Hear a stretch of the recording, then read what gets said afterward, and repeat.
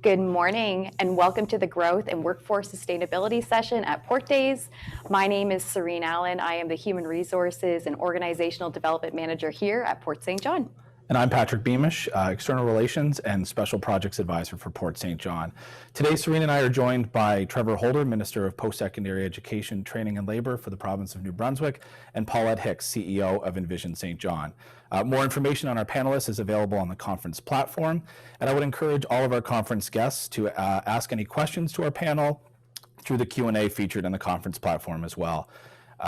Any media listening that have any further questions, please reach out directly to Paula Copeland. Serene, I think the best opportunity here to start is to thank our panelists from the first panel. They gave us some really great insight into some of the investments that have been made in Port St. John, and some of those investments that continue to be made. We know about our modernization project, the $205 million project funded by Port St. John, the Government of New Brunswick, and the Government of Canada. And we know that investments by CP Rail, CN Rail, New Brunswick Southern Rail, and DP World have already generated more than $375 million in further private sector investments.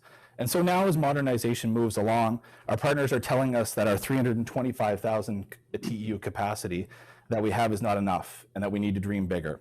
And so Port St. John has engaged our government partners with a proposal to add 18 acres to our footprint, allowing for us to increase that capacity towards 800,000 TEUs. And over the next decade, we plan to grow towards that number. Pat, I just think that's an awesome and exciting story for us to be celebrating here today. And yes, thank you to all of our port partners who are working together with us. And you know, it's really great to hear what do those hundreds of TEUs mean for St. John. And you know, that ultimately means job growth here right in our region. And hundreds of jobs are going to be added to our region. And we're really excited to see what out of all this work that we're doing together and this collaboration, what it's going to translate here for St. John. And so these jobs that are going to be created, these are within our unionized workforce, these are within the short haul trucking, these are within a lot of the port services right here in our harbor. And so that means our tugs, our container terminal operator, DP World, the CBSA, the rail, and also Port St. John. So we're really excited about this growth. There's lots of energy here in our city. This is what we're ready for. And you know, what's even more exciting about all of these positions that will be created is that the average compensation for these roles is over $100,000, and it's 41% higher than the current compensation for transportation jobs in New Brunswick. So not only are we looking at more TEUs coming, we're looking at hundreds of jobs being added to our region here in St. John because of the port, and these are high-paying jobs here in our region. So the story is just really great to tell and to be a part of. And really what we're seeing is all of these puzzle pieces being put together into this picture, and the picture is growth. And all of this is happening because of all of our partners, and of course, government is a big partner that we're working with. And so Minister Holder, I want to kind of put a first question over to you. You know, we've talked about all this growth, and you know, jobs are coming. So you know, what strategies does our government is our government going to be taking in order to prepare us for the growth in our workforce here in St. John? Well, look, thank you. And I first of all, I want to say thanks for the opportunity to be here. I've been involved with Port Days pretty much every year since I was elected 2 decades ago. And I know that we all say from time to time, won't it be great when we all get back together? And there's some aspects of the virtual component that works well, but I really hope we never get to a point where we virtually do the seafood fiesta. I'm probably not the only one that's the lobster is being mailed to you this afternoon. that just won't have the same kind of effect to it. But no. Look, guys, on a serious note, I thank you for the opportunity to be here today, and you've both outlined very clearly the opportunity that we have in New Brunswick and in St. John right now with the whole modernization of the port. And that has happened almost at the same time that we've had a very significant modernization of our workforce development strategies in New Brunswick. And I guess if I look at the two of them happening at the same time, they couldn't have happened at a better moment simultaneously together. And if I look at the way that we have developed our workforce over the last number of years and the way that we treated workforce development, it was very clearly based on a 1970s model, when we had an incredibly high unemployment rate in New Brunswick, and all our strategies were based that way. And workforce development was in large part a federal government responsibility. And in the 1990s, the federal government gave that responsibility to the provinces and created workforce agreements with the various provinces. But in large part, we did things the same way that we had been for the 2 or 3 decades prior to that. We created a lot of criteria-based programming, and we were trying to fit communities and individuals and businesses into those programs. And that, the reality is what works in one New Brunswick community today may not be what works in another. And what works in one New Brunswick community today might not work there 2 years from now. And as COVID has taught us, what works in January might not be what works in April. So the other thing that became very clear to me when I took this role back 2.5 years ago is that we had 120,000 New Brunswickers leaving the workforce over the next number of years due to retirement. And so we had to change the way that we did things. And while all these programs that we had in our department sounded great at election time or midway through a government's mandate to make it look like they were doing something, and every political party was guilty of it. That's not a partisan statement by any stretch of the imagination. The reality was we didn't have the nimbleness to really deal with the opportunities that came along in a various community. And we didn't measure a lot of our performance. We gave a lot of money to organizations to deliver services, and we wouldn't sign multi-year agreements.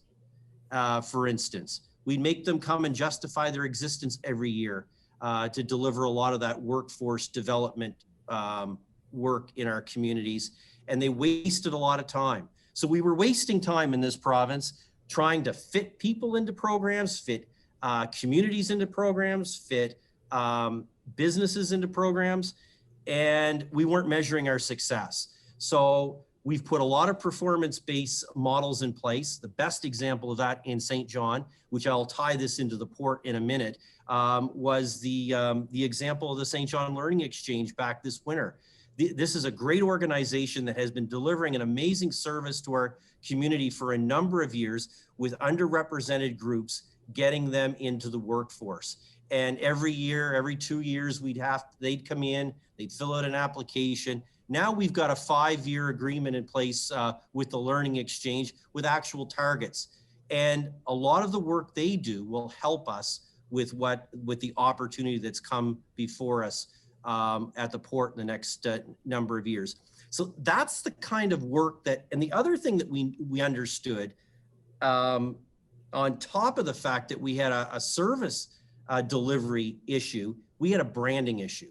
Nobody really knew what our department did or where to go to get the services. So that led to the whole creation of the Working New Brunswick brand. And it's a mission. We want our people working, we want our businesses working, we want our port working, we want our province working. And that's been the whole, that brand tied into the fact that we now tailor a solution to the actual problem or opportunity is where we're at now. So how does this tie into what's happening with Port St. John? We've got this amazing expansion that has led to some significant investments that you talked about a few minutes ago, whether it's CP, CN, DP World, and all of the others that have increased their investment in their operations, and because they understand the competitive edge that our port gives them in terms of our position in the world. We're closer to emerging world markets in terms of nautical miles, and even, New York City is, for instance. So we have a very significant competitive edge here. So with all of this flexibility, we need to make sure, as all of these opportunities and as the private sector continues to invest in our in our city and in our port and in their infrastructure leading out of the port, we need to make sure that we have a skilled and diversified workforce to meet those opportunities. So that means making sure that, I guess what I have said consistently over the last number of weeks and months, we need to see a day where young people in St. John are coming out of high school and they see working at the port as a real opportunity where they can own a home, support their family, and live here for the rest of their lives. We've also got, as we need to grow our population, it's an opportunity for us to attract more new Canadians than ever before. And they need to understand that being at the port and working at the port is a real opportunity. We need to work with people with disabilities, folks that through no fault of their own have had a whole bunch of barriers put up to them throughout their life.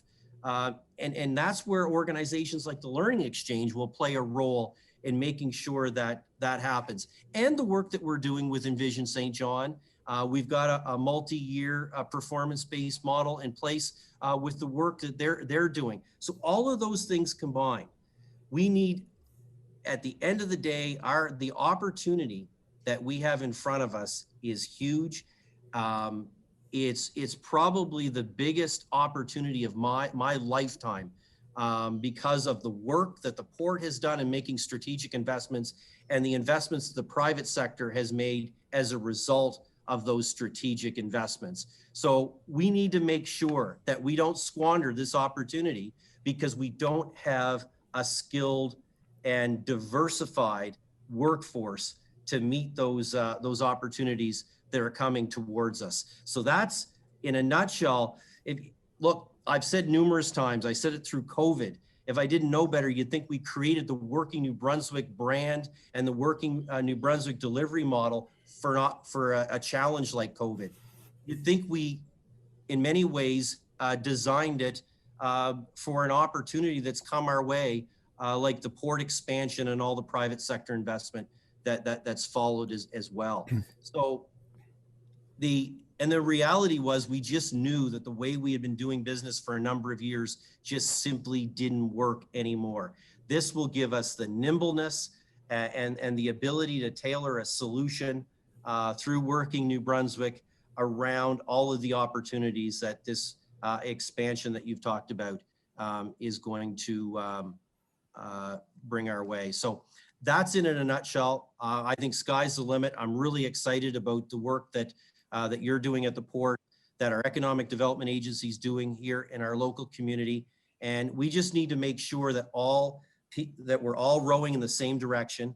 We've had some amazing conversations and work happening with the unionized workers in our port over the last number of weeks. And I want to say a huge thank you to them. And to the Employers Association for the work that's happening. And I can tell you that, just priming the pump here a little bit, we've been asking the question for some time, why do we always send our department in just when there's a crisis? We send our department in more when there's an opportunity. And some of the work that myself and Paulette and our department have been doing over the last number of weeks with the union and with the Employers Association, I think you're going to see some stuff come to fruition here in the really not too distant future that's going to really take this opportunity to the next level. I think that's really exciting, and it's probably a perfect segue into yourself, Paulette, as the minister talks about a provincial approach and a tailored approach individually. What role does Envision St John have to play as the regional economic partner? We know that there are possibly hundreds of jobs coming here for our region. How do we work collaboratively with the province, and how do we ensure that our now very new economic development agency is showing that leadership role as well? Great. Thank you, Patrick. Thanks for inviting me to this panel today. It's certainly exciting. What I would say to you as a new agency, Envision St John, the regional growth agency, it is a new day, and we do represent the full region. And, our mandate is an attraction mandate, attract people, visitor, business, and investment. And without doubt, the key pillar really is workforce development. How do we attract people, retain people, and homegrown? How do we really emphasize the opportunity that we have with this expansion at the port? And what I would say to you, there's 4 kind of key areas for Envision St. John: alignment. And I think the minister's done a really good job at demonstrating that there is a real appetite and a cultivated approach around alignment with our partners. So whether that's with, the Province of New Brunswick, specifically with Minister Holder's department with PEDAL and Working New Brunswick, but also other partners, whether it's, the New Brunswick Community College, UNBSJ, the Learning Exchange, and then our private sector partners, whether it's Port St. John, CP, CN, and the union, as the minister has indicated. That alignment is critical, that we're not working in silos, and that is really what this agency wants to bring to the table, is that openness and that collaboration for the entire region. Underpinning, a big part of our job is how do we underpin the good work that our partners are doing and make sure that we are quarterbacking the initiatives around the growth and the things that we want to accomplish. And I think the other thing is amplifying. I mean, we have a good story to tell. There's a great value proposition here. So whether it's attracting, population to move here, whether it's giving our kids, as Minister Holder said, whether it's our youth that are determining what they're going to do for their career, giving them the option, if they so choose to stay in this region, it's opportunities like this that are the game changers for New Brunswick. So I think the role of Envision St. John is really around that collaborator, really understanding the landscape, understanding and listening to the ecosystem. We have so many great things to offer here in our region, and we should be really proud of it. And we're going to amplify that message. Wow, that's really exciting. Thank you, Paulette and Minister, for sharing that. I will just make a note, if anyone from our audience has a question that they would like to ask, feel free to put that in the question and answer box as we kind of move through our session here. Minister Holder, I wanted to just kind of tune into something that you had brought up around the unionized workforce, and it's so great that we're working proactively, and really appreciate that strategy, and that it is different, and that you understand that sometimes things don't work, and let's learn and move forward. And one of the things that I see our unionized workforce really looking to do their part to diversify, and we just saw the article come out about the 3 new women joining that workforce, and that's just a really exciting opportunity and new page, new chapter for that workforce. So they're certainly stepping up and doing their part. And Matt Leach in the last session, Matthew Leach, he had from DP World, he had just mentioned that labor was one of the biggest hurdles on their radar that they are aware of, and that they're trying to do their part and collaborate all together. So I guess, do you have anything to kind of instill confidence in Matthew Leach over from DP World to say that we are paying attention, and we are certainly looking to support that workforce, and maybe what exactly is that what is it that we're doing for the next generation coming into that workforce as well? Well, first of all, the article the other day highlighting the 3 women that have joined the workforce at the port was an amazing example, and a very good example of the diversification that I'm speaking of. So what I would say to that is, if there are barriers that we need to tear down for whatever reason, then DP World, and all of the other private sector investors out there, and the port as well, and the union, get in touch with us at Working New Brunswick. Let us build a solution around what it is you need. And if at the end of the day, you need to get in front of some of the nonprofit groups like the Learning Exchange that I talked about a minute ago, to see what clients they have at the moment that they're working with, that they've identified that could see a future career at the port. That's what they need to do. And I tell my colleagues in the legislature, your working New Brunswick offices in your region need to be your best friend.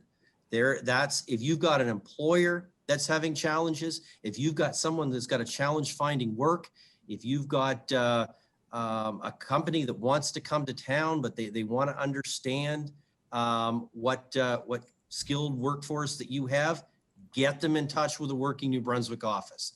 And that, I've called it a mission because that's what it is. We are not going to be satisfied until people are working, our businesses are working, our province is working.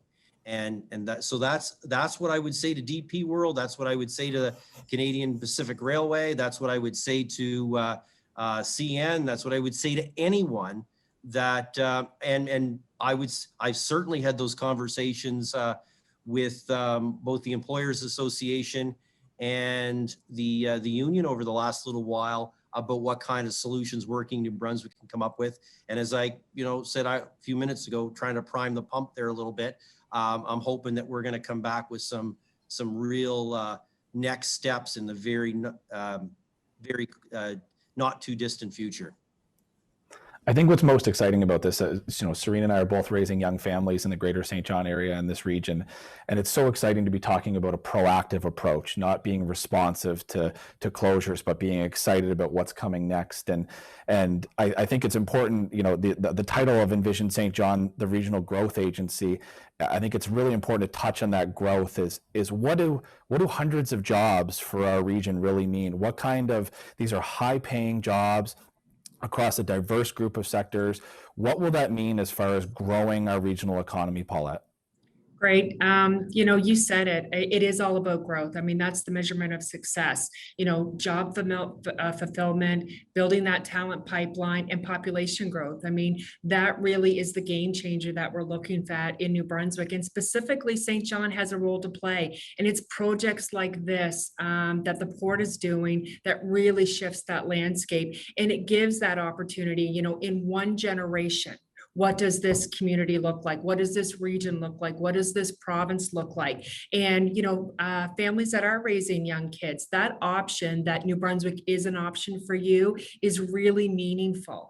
And when you think about how it changes neighborhoods and communities, it is significant for us. So that is really the success that we're looking for. And it's about scaling from other sectors. So here's a great example of a proactive approach as it relates to, the port. But that could also translate into their other priority sectors. I mean, there are many sectors that if we lean into, we can really fulfill that population growth strategy and that retention strategy as it relates to talent.